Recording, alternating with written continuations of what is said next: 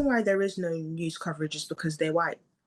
It's as simple as that. They're white and they're peaceful and they're not doing anything violent. And what I've realized by this Crowborough protest is the fact that the reason why we're seeing so many people coming out and protesting every day and pretty much every week is because the UK is no longer a country. It's a dumping ground. So you won't see the scenes I'm about to show you on the British Bashing Corporation, on Woke ITV, on Sly News today, but they are extraordinary and we must not look away. Crowborough now represents the fight for our disunited kingdom, a small East Sussex town and civil parish on the edges of Ashdown Forest, just 33 miles south of London, with a population of 21,000, the vast majority of whom are now an open revolt against Slippery Starmer's government because they know that Labour government hates them. How do they know it? Oh, because they're shipping in over 500 male illegal migrants who we know will be made up by the likes of Islamist terrorists, rapists, murderers and drug pushers. As Tommy Robinson put it, locals out in force in Crowborough after busloads of fighting-age foreign men were dumped in their town under police guard in the early hours this week. Mass deportations 2026. Now, you know, as well as I do, that the MSM would have been all over this story if there had been even a hint of violence. But because the scenes were full of perfectly legal patriotism, they want to pretend that this country isn't fighting back. How wrong they are. Watch. No!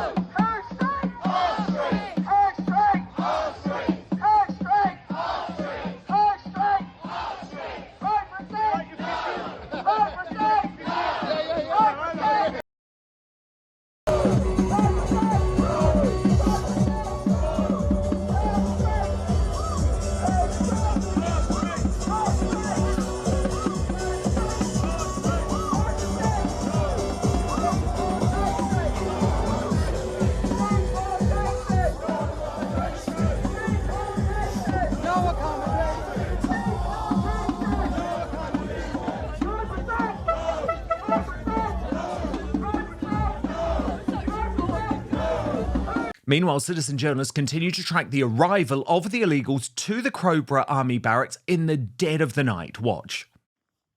Yeah, taxis! Taxis! We've got illegals in there, full up. Brand new delivery of illegal immigrants. Oh, sorry, bro. When's the other 500 coming? Hey?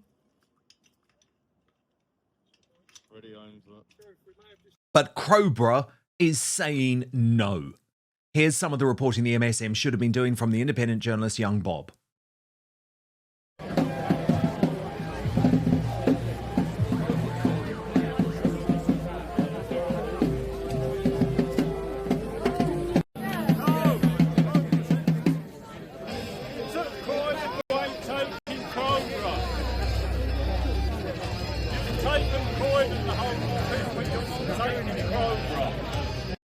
I'm out here in Crowborough here today where thousands of people have protested in response to over 300 men being bussed in randomly halfway through the night, very deceptively, mate, so none of the people here actually knew. Now, speaking to local residents, I actually found out that a lot of the average housing prices have actually decreased. A lot of people don't actually want to be here, and considering there's not a lot of travel links, this is extremely unfortunate that they've decided to intentionally house people in a very rural area that hasn't consented to it.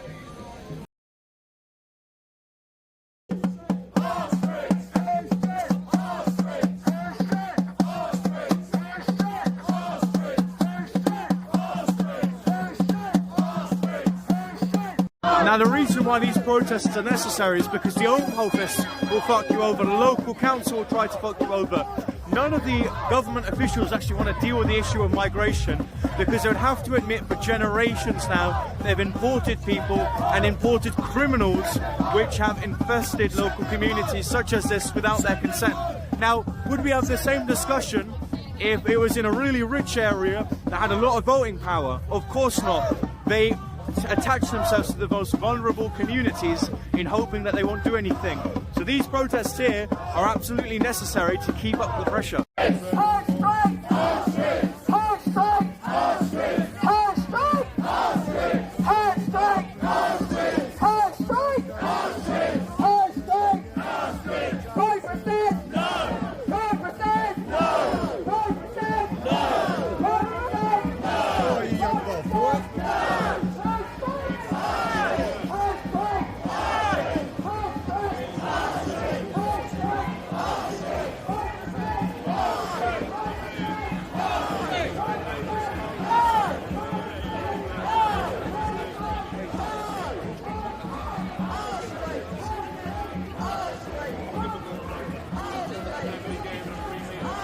Now, it's very shocking to me to note the lack of political support for Crowborough at the weekend. There were no MPs, no Reform UK reps. Instead, this movement was led by Ben Habib's growing Advance UK, with the party's national director Richard Thompson explaining why. Incredibly moving to see how many people have arrived today in support of Crowborough Says No. 27 people were bussed in the middle of the night into an army camp that was used by cadets, by the community, things like that, and has now become home for more unvetted, undocumented men. There's plans to increase that to 500. It's going to echo the same sentiments as Wethersfield Air Base, where they currently have about 800 people, soon to be 1,200, which is then going to mean that the people in the village of Wethersfield will be outnumbered by the exclusive young men that are undocumented on the barracks. It's an absolute travesty. I'm glad to see fellow patriots standing up for their country, standing up and saying no. The globalist political elite need to take notice and they need to take action. He then spoke to the locals. Watch. For that battle for the soul of the United Kingdom. Say thank you and keep up the good work and send that message to all the globalist political class that have been puffing their chests out in Davos. Crowborough says no! United Kingdom says no! Thank you. So too did Axed Pink lady Sarah White, who recently defected from Reform to Advance. She took her no-holds-barred activism to the scene as well. One woman said to me that she feels disappointed and feels like because the people have moved in, she feels that you haven't done enough. And I said, you have done enough. This was always going to happen, no matter what you do. But what you are doing is showing the local government, like local councils and government, that you are not just sitting silent. By coming out, you are basically showing them that you are going to stand together, and this community stands together so well. So keep applying the pressure, because thank you. No, don't ever give up. And I also spoke to people who travelled down from Wales to come and support Keith and Kay. So you know, you have got support. It's nationwide, the support that you have got. And I just want to say again, like I said the other week, make sure that you stick together. Don't turn on one another. We are seeing it. Myself, Liam and Brian, we've all had people turn on us in-house. Remember, it doesn't matter who you are, who's leading it, who's doing well, who's not. Just all support one another. Whether you're putting a post online, handing out leaflets, or coming to a protest. Just do what you can and all stick together. And that is all you can do. And then we will get our country back. Because this is our country. It's not their country. People who break into our country, come across illegally, undocumented, they need to be returned. Yes, send them back. Thank you. And stay proud, everybody. Now, what do the mainstream media intend to do to those protesting in Crowborough, the vast majority of the town? I'll tell you what, deride you all as far right, like that scumbag arsehole Matthew Wright did on LBC this weekend. Watch. We are on a mission to 700,000 subscribers, so I need you to do something for me right now. It is free, it is easy, it is simple. Just hit that subscribe button on YouTube. That's because over 50% of you watching this video haven't done that yet, and it is the best way to support Outspoken. We're totally independent, by the way, no big tech backing, no billionaires pulling the strings, and if you turn on the bell, you'll get alerted to all our new videos. If I was a young person in a road seeing that people were put up in hotels and get lots and lots of money, and I'm Lots and lots of money. How much money do they get a week, Patrick? Lots and lots of money. I've no idea. Well, I can tell you it's not lots and lots. It's about £25 a week. But they don't pay any tax. Well, that's because they're not allowed to work, Patrick. Well, okay, you're making my point for me. No. What you're doing is you are just repeating a far-right load of nonsense that it's all to do with migrants coming in here. That's why the country's gone broke, while simultaneously avoiding the elephant in the room, which is the richest people in the land have never been richer. I'm far-right because I dare to question the government's view on normal people and people that are paying no tax at all. Yes, I'm far right. No, you're far right for saying it's all about migrants in hotels and ignoring the fact that the super rich are getting rich at your expense. They are laughing in our face, just like Sadiq Khan did by joking about the Sharia law that is sweeping London. But judging by your glasses on those tables, I can see dry January is already over for most of you. I do apologise. I'd hope to help you out in that respect, but my planned rollout of Sharia law is running behind schedule. Well, he might laugh, but there is now a genuine no-go zone in Khan's London for white Christians, with Met Police cancelling UKIP's March for Jesus protest that was meant to take place in Whitechapel on Saturday following the imposition of Public Order Act conditions suggesting it would lead to violence and disorder. Well, the violence and disorder wasn't coming from UKIP, was it? It was coming from the local Islamists, even though the cops don't say that. Here's Nick Tanconi's reaction. This is the second time the Met Police have banned a planned UKIP march in Tower Hamlets because they are more concerned about pandering to Islamists than they are about protecting the democratic right to peacefully assemble. The first march was political. No one was surprised when it got cancelled. This Christian procession is different, however. Our March with Jesus was explicitly religious, and Muslims, as part of their standard Islamic narrative, proclaim how supposedly they love Jesus. Either their standard Islamic narrative is based on lies and deceit to appear moderate and a Christian-friendly faith, or they will happily march with Christians worshipping the Lord and Saviour. All this is very telling. It is very telling. And it's interesting to me because the Met Police, seem to have no issue with these most revolting violent scenes in London over the weekend between the Kurds and the Syrians, with Paul Brown revealing it all kicked off due to someone trying to burn an Iran flag. Now, this genuinely was happening in London. I know you won't believe it. Watch.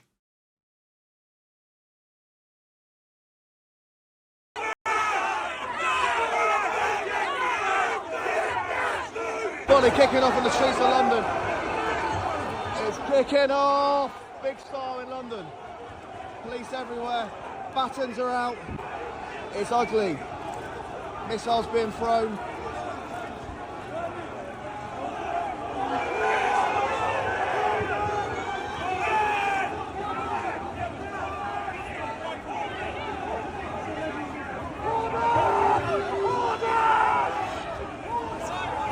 People being arrested everywhere. Oh. Stay away! People being arrested over here.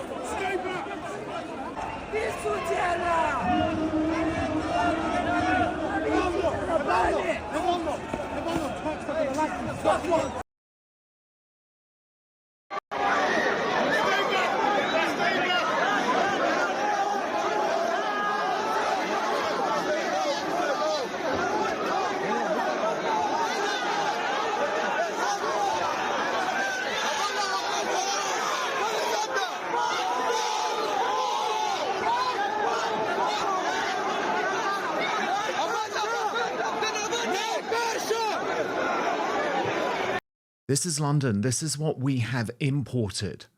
As Basil the Great put it, migrant mobs are currently attacking each other on the streets of Britain, arguing over conflicts in the Middle East. You won't see this on the BBC, though, because they keep telling people diversity is our strength. And by the way, it's not just in London. The same thing, the same hell breaking loose in Manchester too. Watch.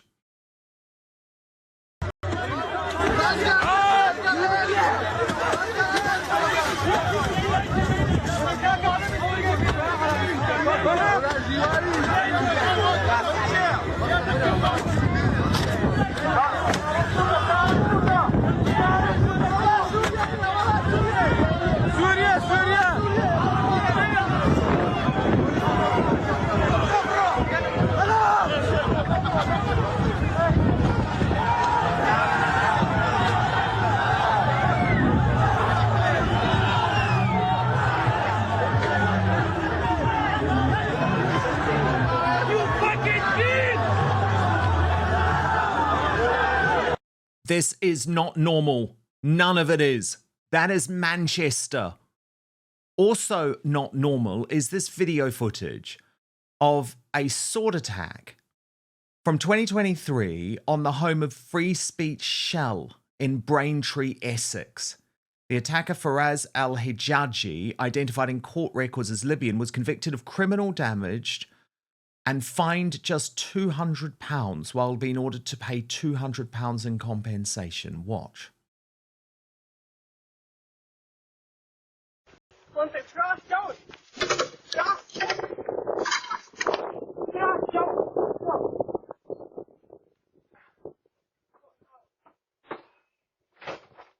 Now that was an attack on the home of this woman, Free Speech Shell, who continues to fight. Good on her. Watch. I'm Free Speech Shell and I'm from the Braintree and Wethersfield protest group, and we have our next protest on Saturday the 31st of January, 11 to 1 p.m, and it's taking place in Braintree Town in Bank Street.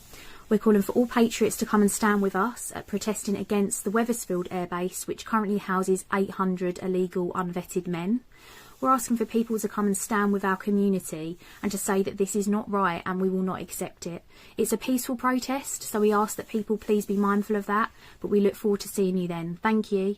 Patriots are being scared into silence, so good on women like Free Speech Shell, who simply will not break down or back down. Meanwhile, the war on the centre-right between Reform UK and the Tories also exploded over the weekend, with Priti Patel. Shame on her. What has happened to Priti Patel making this ludicrous comparison between Reform UK and the Nazis? We're not conservatives at all. Look at their policies on the economy. They've got a few ex-conservatives. Well, they'll have to resolve that now. On welfare, they want higher welfare bills. They back Labour on getting rid of the two-child policy and all this British kind of stuff. Parents that's simply not right. That is. Let's be very clear about this. Right. And I'm a former employment minister that legislated to reduce the welfare budget and get people back into work, which is what we believe in. So they're not conservatives, and they're making it up as they go along. They're national socialists in terms of their conduct. But even if Nigel Farage responded by writing, "These are the desperate last flailings of a dying Conservative Party." And he was able to prove that point somewhat within hours, because breaking today, the defection of Suella Braverman during a bombshell rally in London. Watch. Thank you, Nigel, for that wonderful introduction. I feel like I've come home. I feel like I've come home. Thank you. And I gotta say, what an honour it is to be with all of you. Gallant, noble, brave servicemen and women. So we stand at a crossroads. We can either continue down this route of managed decline to weakness and surrender, or we can fix our country, reclaim our power, rediscover our strength. I believe that a better Britain is possible. And because I believe that is possible, today I'm announcing that I resign the Conservative whip.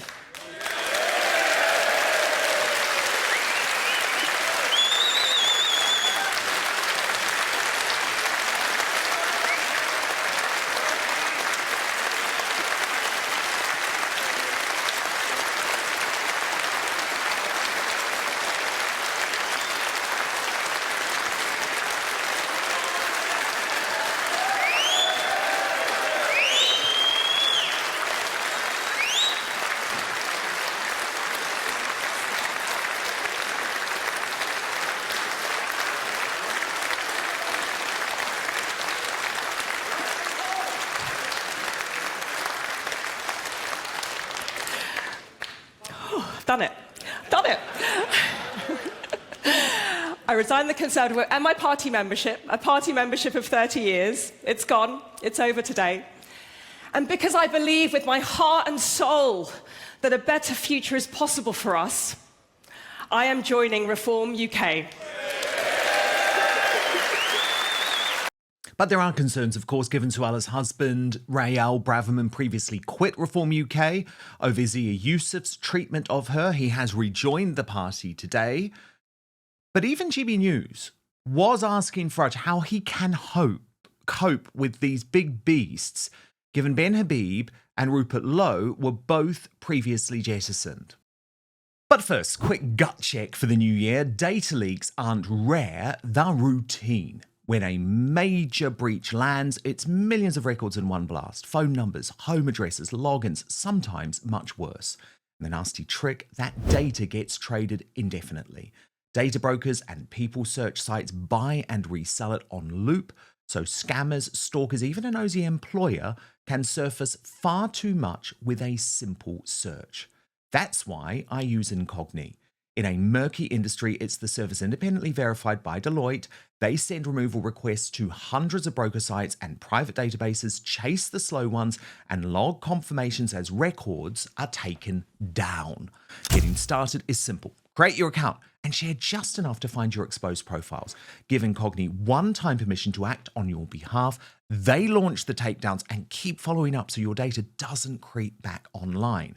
The standout on the unlimited plan that I use is custom removals. Spot your details anywhere, so court portals, old company directories, people search results, that type of thing. Paste the exact link into your dashboard. Incogni's privacy specialists take it from there beyond the automated list. Unlimited links handled by real humans. It's low effort, it works, and it buys genuine peace of mind. They can't target you if they can't find you. So don't wait for the next breach. Go to incogni.com/outspoken now and get 60% off an annual plan. That's incogni.com/outspoken. Protect yourself, your loved ones, and your future. But now, back to the show. You have silenced some of your own dissenters, Rupert Lowe, Ben Habib, for example. So if you were Prime Minister Keir Starmer today, you would have made the same decision, sure. Well, look, they've made their decision for whatever reason. Yes, it's quite possible that Andy Burnham could have won the by-election, but that Labour could have lost the Greater Manchester mayoralty. That is quite possible. Look, I'm very happy for people to have different points of view, as long as they're batting for the same team. We've had one or two difficulties over the last year. We've dealt with them. But Rupert Lowe responded himself today, slamming Reform's embrace of Suella given her former role. He posted on X, "Another former Conservative Home Office minister goes to Reform. Always remember these are the people who were responsible for the migrant hotels, responsible for the billions going on these scandalous contracts, responsible for forcing third world criminals onto our communities. Ministers must take responsibility for what's happening in their departments. Anybody involved with the implementation of these contracts should not be anywhere near government again, whether they're Conservative Reform or Labour." Braverman was Home Secretary when an asylum contract worth £1.5 billion was awarded for the provision of bridging accommodation and travel services. Just think about how much money that is. For what? To accommodate these con men. So much of our money was spent on these criminals when these ministers were running the show. It is sick what has been done to the British people.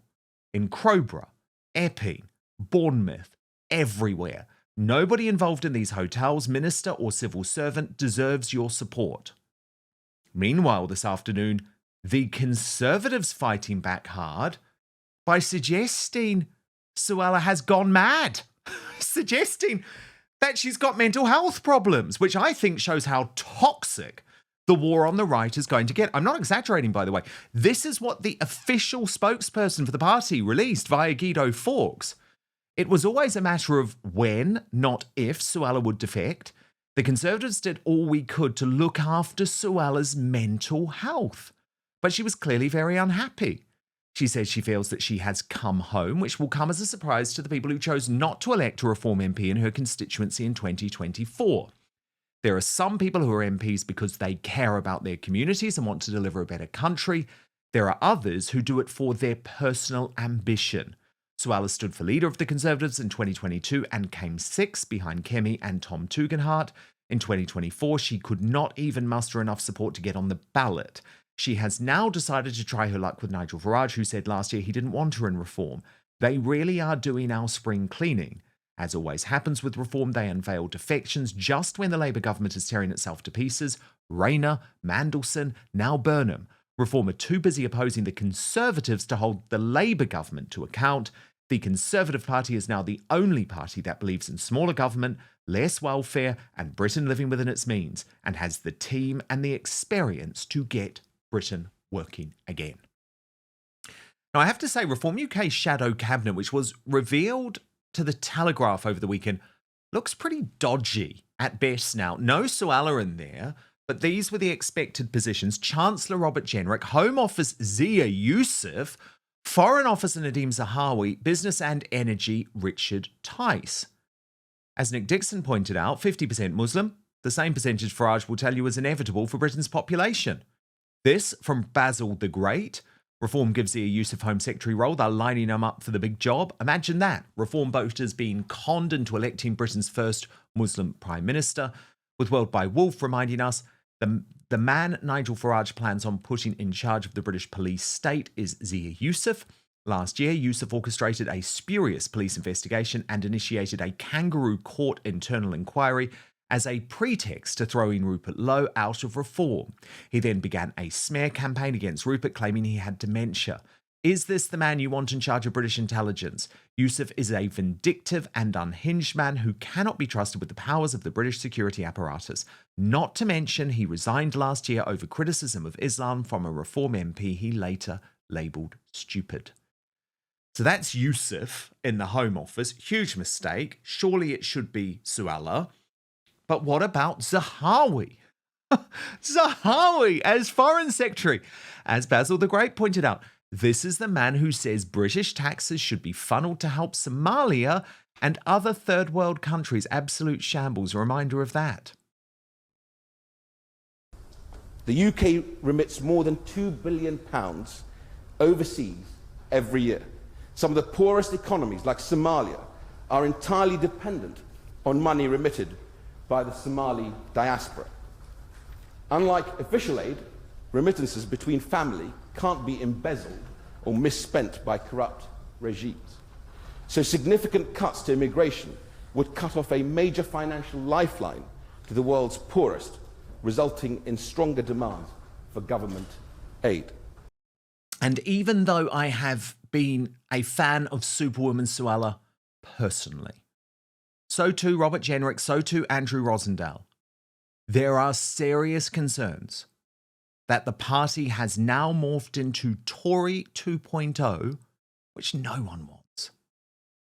The civil war within Reform UK was spelled out in awkward detail, by the way, over the weekend when The Times, did you see this? They ran an interview with the party's Muslim mayoral candidate, Layla Cunningham, but the interview was conducted before Robert Jenrick's defection, yet only published at the weekend. And it read, "We meet the day before Robert Jenrick's defection. Cunningham has said she was against the former immigration minister, whom she blames for migrant hotels joining Reform. And today she attacks his views on race. Growing up, she says, my best friends were British Chinese and a black British Cameroonian. I took offence when Jenrick said that he went to Birmingham and he didn't see a white face. It's not about the colour of your skin, ever. It's about what's in your heart. And for me, Britain and London are in my heart. Next day, I text to ask how she feels about Jenrick now. Long pause, then she replies, I trust Nigel's decision. Robert said he's ashamed of what the Conservatives did and wants to fix it. That's what matters. So, does Suella Braverman strengthen Reform UK? Absolutely. Absolutely. But does the party really have the solutions to save Britain? Well, you know, I still have my doubts. What about my superstar panel? Let's bring them in now.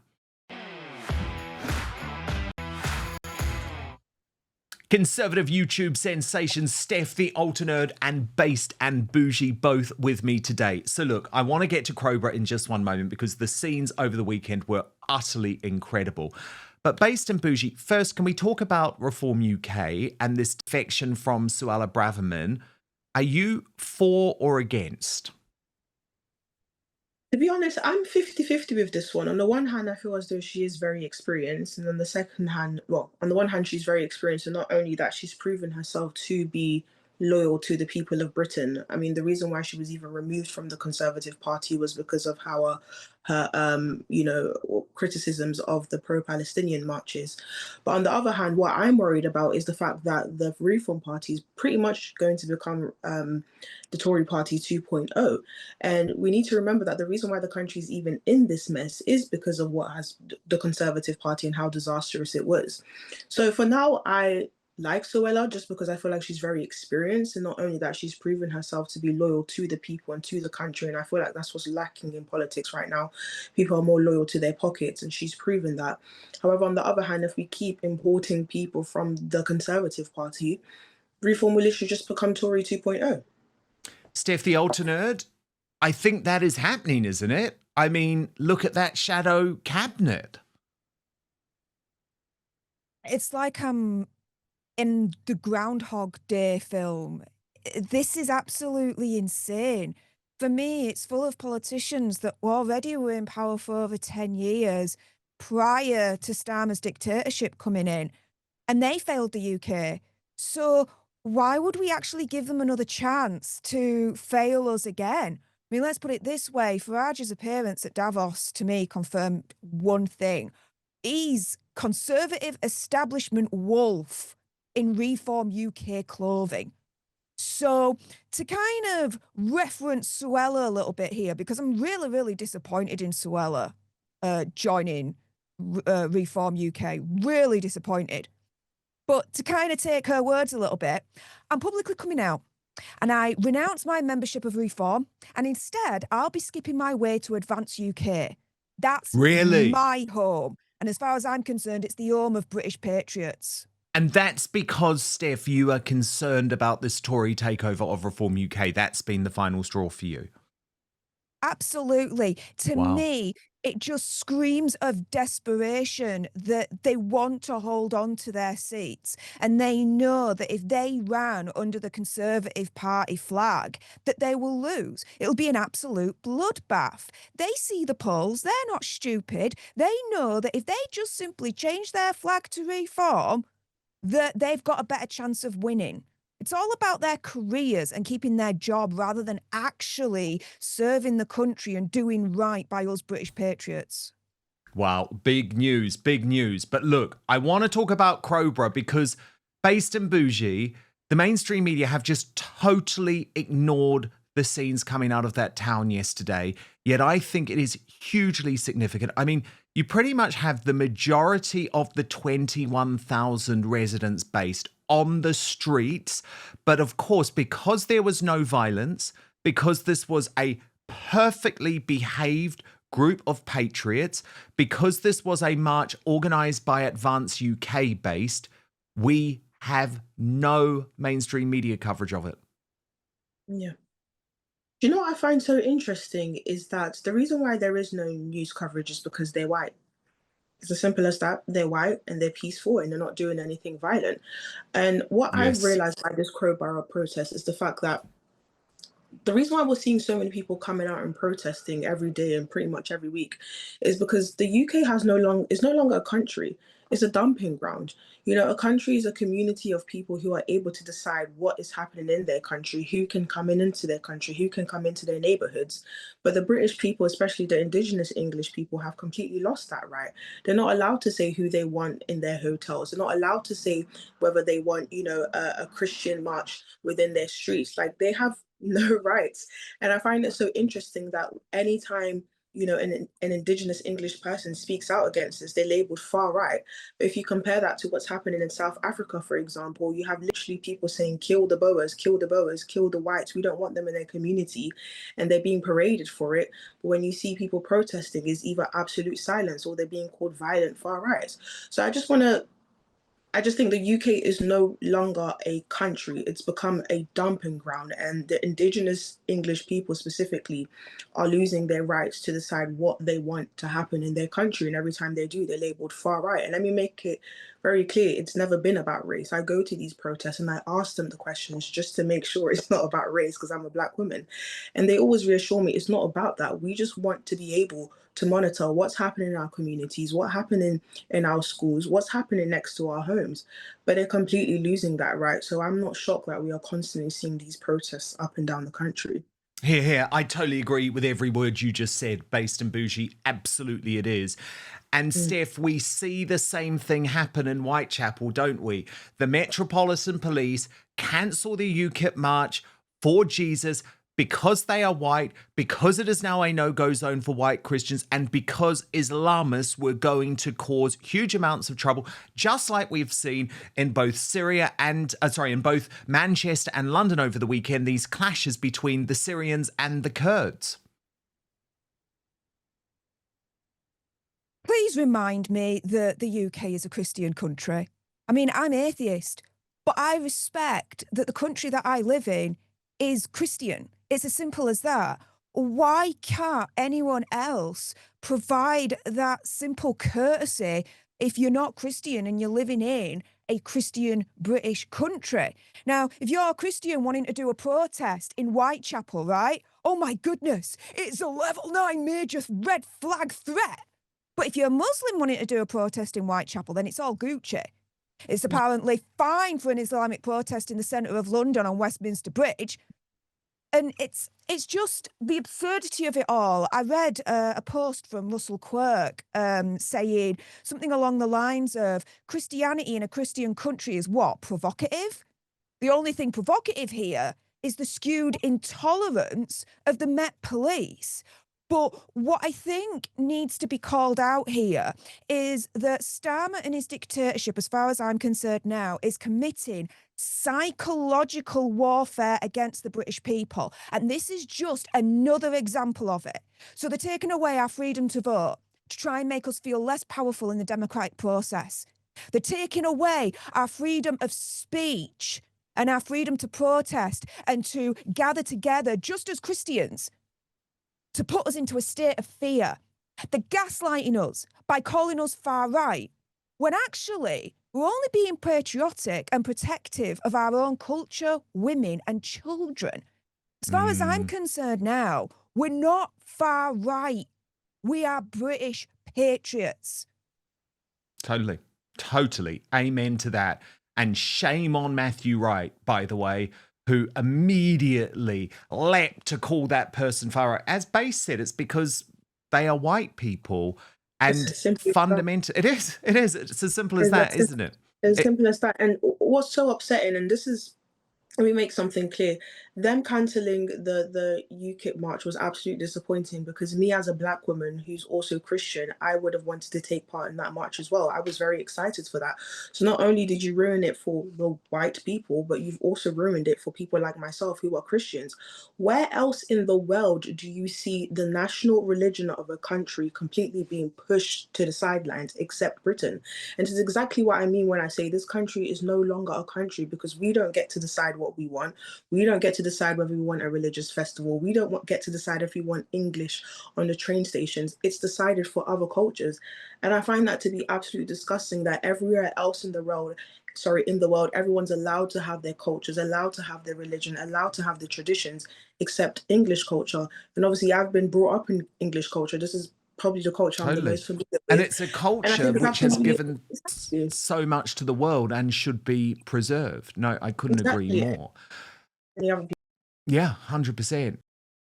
Dan Wootton Outspoken is your no spin, no bias, no censorship outlet for independent news. We have no big tech backing or billionaires pulling my strings, but that does mean I need your support. So please hit subscribe on YouTube, turn on the notification bell, and subscribe to Dan Wootton Outspoken on Spotify or Apple Podcasts. It's totally free, but allows me to continue my promise to always keep fighting for you.